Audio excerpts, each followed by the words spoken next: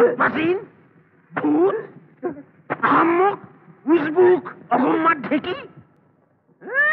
হীরা সুলাইছে কয় আর তত গাফিলতি তলে তলে। না মহারাজ, না যাবো না। না, আমি আর কোনো কথা শুনবো না। উদয়ন পণ্ডিতের ধরে আনা চাই, নইলে কি বুঝে নাও মগজ ধোলাই। 1 মাস হলো পলাইছে সে লোক। 100 পেয়াদা খোঁজে তারে 100 জোড়া চোখ। বানা কেন? এটা কি? ফাঁকি ফাঁকি, কাজে ফাঁকি। সব বেটা ঠক। দূরবীন কি হলো গবেষক? রাখা আছে মহারাজ জানালায়। তাতে কিছু দেখা যায়? নলে কিছু আছে? অদ্ভুত শক্তি আতস কাছে, যোজন দূরের বস্তু চলে আসে 2 হাত কাছে মহারাজ। বেশ, তাতে চোখ রেখে বসে থাকো সর্বক্ষণ। এইটাই তোমার একমাত্র কাজ এখন। রাও ঘরে।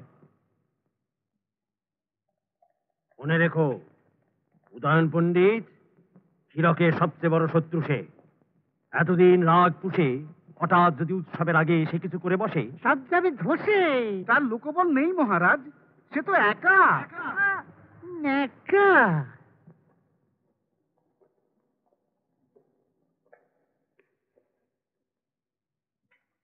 ওহে রাজ জ্যোতিষী, কদ্দূর তোমার গণনা? শেষ জাহাপনা। আগে বলো, উদয়ন পড়বে কি ধরা? সে সম্ভাবনা 99 ভাগ শতকরা। বাহ, বাহ, বাহ। আর কি বলে গ্রহ নক্ষত্র? হীরক রাজ্যে সুখ শান্তি সর্বত্র। বটে।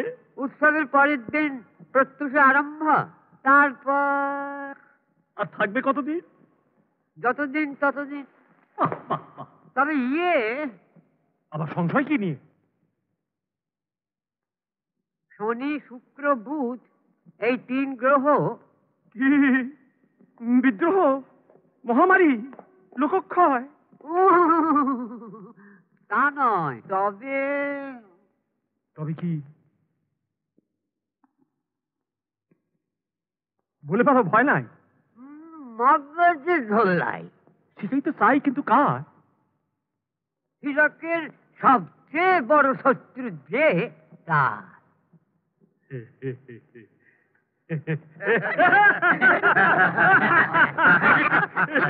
এই, ভালো দেখে একখান হিরে দাও জ্যোতিষী রে।